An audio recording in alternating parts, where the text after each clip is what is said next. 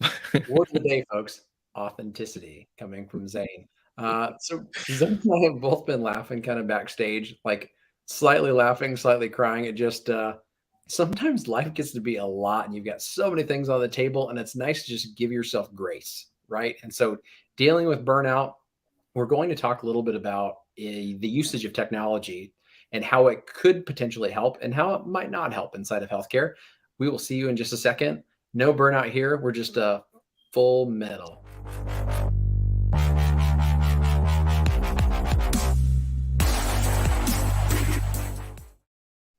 Zane, how have you been, buddy? It's bright and so sunshiny there. I love Yeah, I seeing. know. I know. It's like we're almost in spring. Either though we did have a snowstorm the other day. So Oh, you guys did too? Oh yeah. man.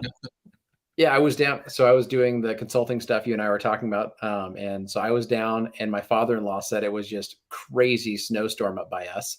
And I thought, oh no, like I've got all these spring projects kind of like in the back of my mind that need to be kind of taken care of. And rain and snow aren't really part of them, Mhm. unfortunately. So Yeah, um, I had to turn on our heater the other day. I was like, I thought I was done with that. Nope. yeah, so we had to disconnect our AC and some of our other things just to make the concrete work go more smoothly. And so we got rid of that, and the temperatures were supposed to go this way, and they went this way. And I feel like that's pretty much the topic we're talking about today, Zane. Is sometimes you think everything is going to go this way, and it does not. And so, how we're kind of dealing with burnout, I know that a lot of us, from a healthcare technology standpoint, are looking to technology to be able to save us. What do you think, man? I think that technology can save us, but we have to be very cognizant of how we implement it. I think that's the biggest thing is, you know, not many people are like me and have like 100 plus apps on their phone and are willing to deal with the stupidity of a broken ecosystem. Mhm. Most people just want things to work and work seamlessly, and they don't want to put in like 8 different passwords, go to 8 different screens. And I think that's kind of where we're at right now. And that's one of my biggest fears. I love digital healthcare. I love health tech. I think that it is the future, but I think we have to be very cognizant of what are some pitfalls that we are slowly starting to see. With having a like I don't want to replace one issue with another issue, right? The same issue but in a different form. That's kind of what EMRs were, right? They took the paper and turned it into a worse form of the paper documentation. And what I don't want is to turn into our normal clinical practice that is, really the only streamlined thing, of the act of talking to the patient and getting information to turn Yep. into what the EMR turned the health record into with, having 4 or 5 different apps where you have the patient is going to get confused. I don't think that would lead to better outcomes if the patient's not using it, right? And then you kind of, what's the point if your providers aren't using it because they're already too busy doing other things? I think that is the downfall of technology. But the good thing is also is if we use technology the right way and save us time, like with administrative tasks in the back end and automating scheduling and automated reach outs, just things that take brain power from our take space in our brain Yep. during the day. If we can have technology take care of those kind of things, then I think it's great. If we can build a seamless experience that way, that is where I see technology really helping us. Zane, when like back in the earlier days of like having a PC, did you ever defragment your PC? All the time, man. You had to once a month. So, like in my mind, like when I think about healthcare and what we're kind of talking about, do you remember like it'd like show like this little block, like Mhm. one little block dropping on top of the next for the defragment like icon that would go on? That's what it's all about, man. Like we created internal fragmentation, with the EHR kind of system. And now it feels like nothing is cohesive or it's not as easy to be able to get a hold of. And we're trying to make improvements inside of it. And now it's almost like external fragmentation, because we've added on so many layers into the process that don't interconnect and weave. I mean, even for me, like just trying to work through, like we're working right now on a piece of software to be able to have Zane and I live to you in living color. But then to be able to take that, leverage it, put it on social media, you've got to use another like technology set. And then to edit it, change it, you got to use another technology set, or you have to pay for an upgraded version of another one.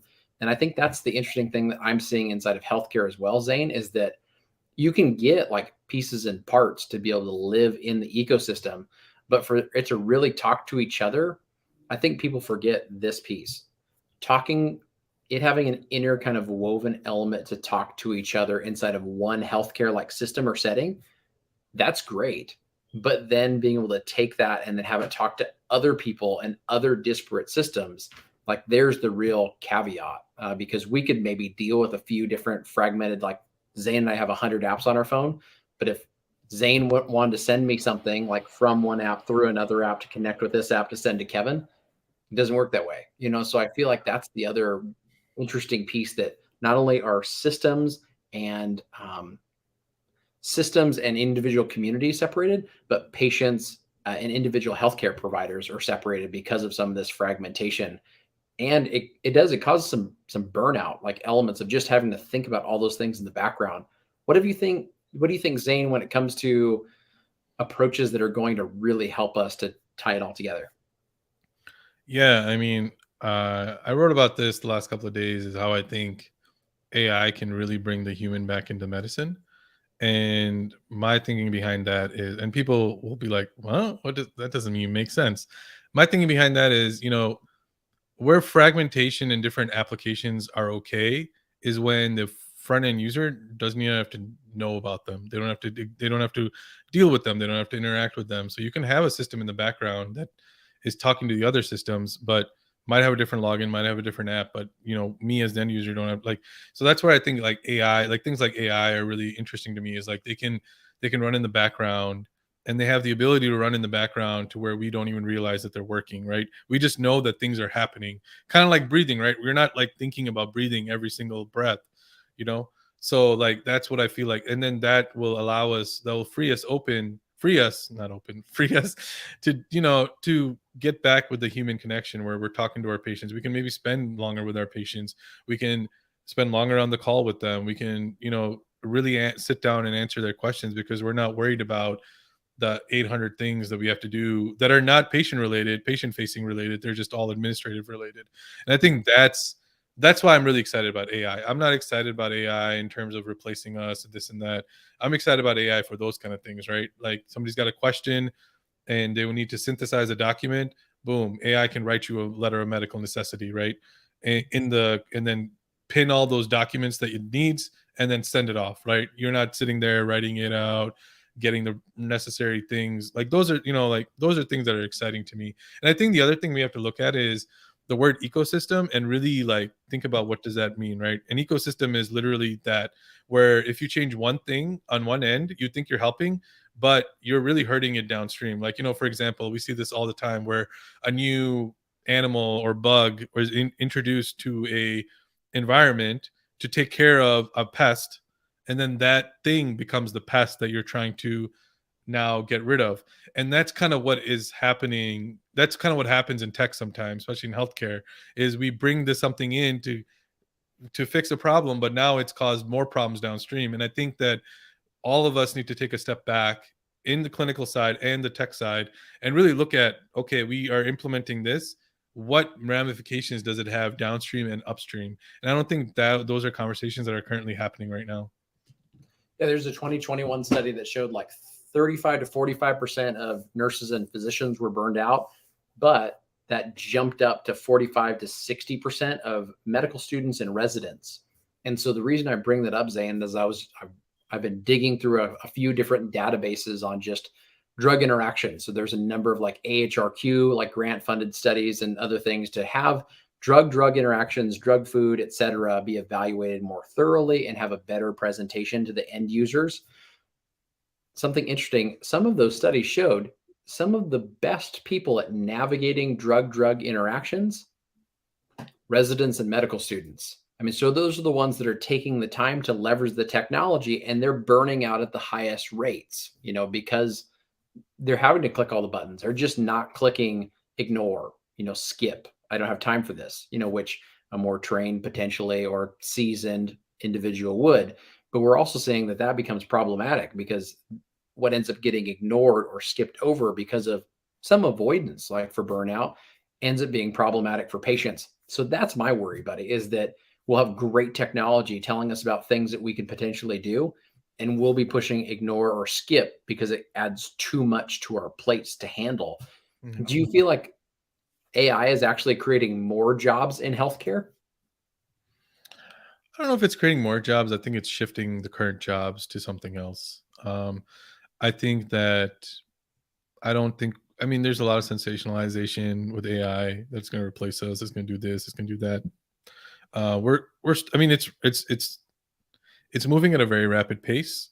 But the things that it's really good at, like the headlines are like, oh, it passed this test, it passed this test, it passed this test. Like those are like recall type things. Like, hey, a Google search, like or whatever. Like that's what AI is really good at right now. Recall. You ask it a question, it gives you an answer quickly. It doesn't have any nuances to it. It doesn't add anything else to it. So like the black and white stuff, it's really great at. And I think people are trying to force feed it into something that it's not really capable of yet. It might be down the line, but right now it's not. So in terms of like that's what I tell people is like right now it really can't. Some AI models can't even do math properly, right? Like if you ask it to do certain things, it'll kind of trip up a little bit. And so like all these headlines of passing tests, like yes, anyone can really pass a test if you give them the right information, you give them the right amount of time. It is pretty impressive that it's doing it, but I can't remember how many years ago. It was like 20, 30 years ago. A grandmaster of chess got beat by an AI system, right? And did that like get rid of chess altogether? Did people stop playing chess? No, it just showed, hey, it can do it, but people still like the human element, and that's the thing about medicine is people. I think what's going to end up happening is right now it's like the hype cycle, right? Everything has a hype cycle. We're like, oh my god, this is amazing. It's going to come to a point where it's going to stagnate, and everyone's going to kind of get to know it. And I think we're going to still want the human connection, right? Like people love working from home, but they still want to hang out with their friends, right? They still want to hang out and talk to people. Like, I can't tell you, I mean, how many times are you on a meeting and a call that runs long just because you want to talk to the other person? You're not talking about a meeting or anything like that, right? Like we crave that human connection, and that's always going to be there. In medicine, it's even more important because, like, you know, let's say the AI finds out you have cancer. Do you want an automated text message? Do you want an automated like robocall? No, you want somebody on the other end of the line, or in better and face to face with you, explaining to you what it is, like what is your cancer, like how are we going to treat it, what are the next steps for you. Like no one in their right mind would be okay with a text message and saying, hey, your appointment is hey, you have stage 2 breast cancer and your appointment for your chemotherapy is scheduled for next Monday. I cannot think of one person that would be okay with that at all. And then the other thing about burnout, and I think that is lost in all of these conversations, is like, I mean, maybe this is a question I can pose to you, but like, I don't think I would have ever left my job if I was able to do what I was taught to do, what I thought I was going to do, right? And I think a lot of people fall into that camp. I don't know if you do or not, but I talk to a lot of healthcare professionals. But like, if our job, we understood going in that we were not going to have the greatest work-life balance. We knew we were going to get yelled at, that people weren't going to like us all the time. But we also knew that we could help people. We also knew that we could make an impact in somebody, save somebody's life, all that stuff.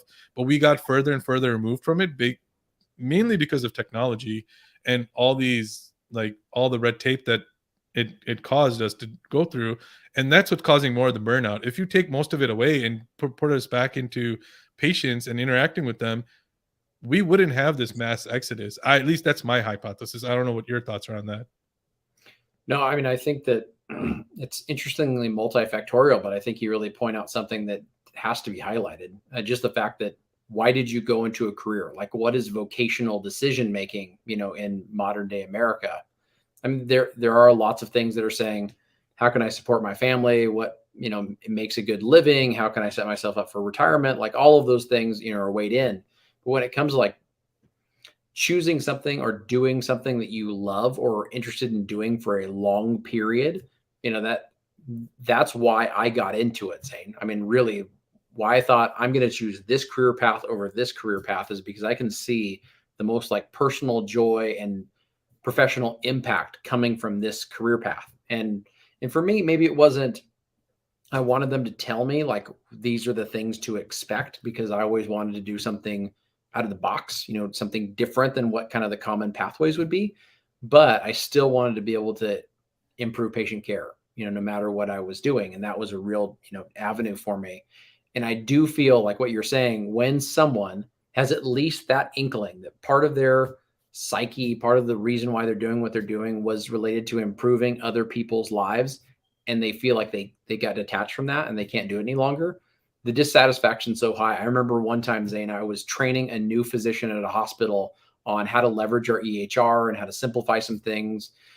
And I could just see on her face like the just dissatisfaction with her career choice. And I think it was just, I don't know, a month or so later that she decided to opt out. This was way pre-COVID, but she was just looking at like, I've got to click all these buttons. I've got to go through all of these steps to be able to just order a medication and then to bypass these drug interactions. And when do I get to actually talk to my patients or see them, during this entire like process? What am I looking at the screen or am I looking at eyeballs? And I think there's the piece for the physician standpoint. I think from the pharmacist standpoint, consulting and working in lots of different settings, you can see the exact same, that you really thought, I'm going to go and make a huge difference in the way that we do healthcare and the way that patients benefit. And then you get into a system that really stagnates that mindset, that you go, well, I guess this is just the way that it is. So my hope with burnout and what we were talking about today was really, how can we break free of that? Like, how can we allow technology to make it what it should have been, and free us from some of those laborious tasks? Do I feel like it's highly incentive driven? Like, is that part of the problem? It definitely is. But there are, things that you and I've talked about before with value-based care and some quality metrics that are now being geared toward that you can't just check a box for or change the billing code for to be able to meet those measures. And so I think there's the next evolution for us to say, how can technology help us have incentives and make it toward incentives that prioritize patient care? Yeah. Thoughts on that, man? Yeah, I mean, I think like I always tell people, it's the boring stuff that gets me excited. Anything that's frees. I mean, obviously, revenue is part of it. I'm not going to say that. Like you have to make money. We understand. I'm going to put that on the side. But anything that can save me time and get me closer with my patient and give me more time with my patient are things that clinicians are going to be happy about. Outside of making them more money, right? I mean, you have to either make more money and deal with it, or do the job that you thought you were going to do for the same amount of money and maybe a little bit more, but just making you more efficient. I think that's the thing that, and truly efficient, not just like, oh, you're going to be really efficient at this one slice, but then it's going to slow you down before it and after it. No, you want to be efficient throughout the whole process. And that's the key thing. Again, going back to the word ecosystem, everyone needs to look at it as an ecosystem. We're human beings. I think people look at healthcare professionals as superheroes, and thank you, but we are human after all. We breathe and bleed just like you. We cannot be on all the time. That's the other thing people don't realize is you're constantly on 100% of the time while you're working in a hospital setting or a clinic setting or whatever, and it's really taxing on you mentally and physically. And then on top of that, you're not allowed to do what you're wanting to do. I think that's what is leading to burnout. It's not the stuff that we knew we were going to do. It's the stuff that we did, A, don't want to do, and B, never thought we were going to do. And if you're a health tech company out there, or even like a hospital system that's looking to onboard technology, really think about the front line and, hey, is this going to make them more efficient? And is this going to get them closer to the job that they want, that they thought they were getting when they got out? And that would be my litmus test for all these people, is when you're creating something, that is what you should be asking yourself. I love that. I think that oftentimes that is not the way that the C-suite attacks any problem. Like, how do we make the frontline individuals more satisfied with what they're doing? But now, like, because of burnout, because of the number of jobs that are going unfilled, I feel like that has to be like, it has to be a conversation starter. And there are a number of not only executives throughout the hospital world, which I guess I'd maybe keep a little closer finger on, but they're really saying that is one of the biggest threats to their organization, is being able to fill those front end care provider gaps. If that's even, I was looking at reports inside of retail pharmacy. Retail pharmacy is really looking at, how do we find ways to get more engaged pharmacy technicians and to bring them on board and to hire them, because that is a major need in our communities that's very difficult to fill. And I think you hit it. I was talking to somebody the other day, Zane. I think I'll leave you with this. I was talking to a first-time technician the other day, um, and she was using a piece of technology in order to count all of the pills for her. So she dropped them onto a tray, automatically counted, poured them in, sealed it, ready to rock and roll. She told me, she said, I don't think I would have taken this job if I had to count all those pills. And I thought, like, there's a perfect example of burnout. Just that one piece of technology that could say, I'm going to simplify all this down. You don't have to count everything by fives. You don't have to pull things out with counting trays and put them in one way and another. I'll literally recognize the pill, be able to count everything in one space, put it into a bottle for you, and throw it down the line. Added a ton of job satisfaction for her that she would make a statement like that she wouldn't even have taken the job. And I feel like that's how, in a maybe a small example, maybe not a great one, but an example of how all of us feel. Like we want technology to do that. Yeah. No, and that's a great example. Exactly. It's a boring thing that people would take for granted, but for people that are actually doing that job, that's great because guess what? There's always a queue of patients waiting, and the scripts are not stopping. They're still coming through. The faster you can fill those scripts, the more time you have to do all the other things, right? And that is a great example of a boring thing that makes a huge impact. And that's the kind of solutions we need in healthcare. Boom. So, everybody, thank you so much for tuning in today. Zane and I are always happy to answer any questions. Hop on over to Digital Thoughts and read everything that Zane's pushing through. He has a ton of great interviews, so make sure you tune in. I try to grab those as often as I can. Lots of really interesting folks that are coming across the healthcare technology world, doing interesting things with their companies that you can learn a little bit about, check out their competitors, and get an idea of what the space is evolving into. Head on over to the Healthcare Tech channel and start the conversation inside of there. We've got a lot of work to do as a pharmacy community to catch up inside of the health tech world, and that's what we're there for. So, Zane, any parting words for everybody? No, I mean, thanks guys for listening to me for 22 minutes. Appreciate it. They weren't listening. All right, guys, have the rest of the day.